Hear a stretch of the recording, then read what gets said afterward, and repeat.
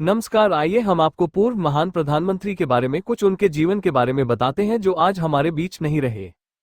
पूर्व प्रधानमंत्री मनमोहन सिंह का जन्म साल 1932 में गांव गाह, अब पंजाब पाकिस्तान में हुआ था। उन्होंने 1954 में पंजाब विश्वविद्यालय से मास्टर डिग्री पूरी की।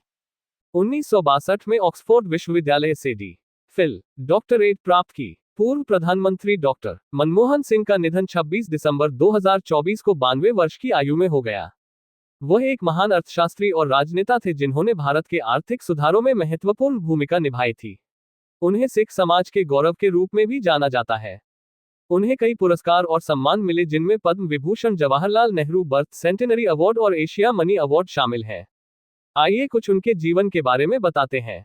प्रधानमंत्री मनमोहन सिंह देश के ऐसे पहले प्रधानमंत्री थे जिन्होंने जाति धर्म से ऊपर उठकर निर्णय लिए। उनके ऊपर किसी भी तरह का आरोप नहीं लगा। सिख समाज के साथ उनका जुड़ाव भले ही रहा हो, लेकिन उनका निर्णय सामूहिक रूप से होता रहा है।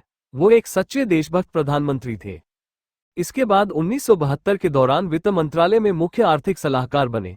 फिर 1976 में वित्त मंत्रालय में सचिव का पद भी संभाला। वित्त मंत्री के तौर पर डॉक्टर मनमोहन सिंह का योगदान महत्वपूर्ण है। आधुनिक भारत के निर्माण में उनकी भूमिका को भूला नहीं जा सकता है।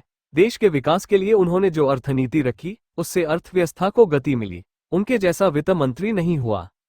1982 में भारतीय रिजर्व बैंक के गवर्नर नियुक्त हुए। आरबीआई गवर्नर, वित्त मंत्री और प्रधानमंत्री के पद पर रहे मनमोहन सिंह भारत में आर्थिक उदारीकरण के प्रणेता के तौर पर जाने जाते रहे हैं। कैम्ब्रिज विश्वविद्यालय से पीएचडी।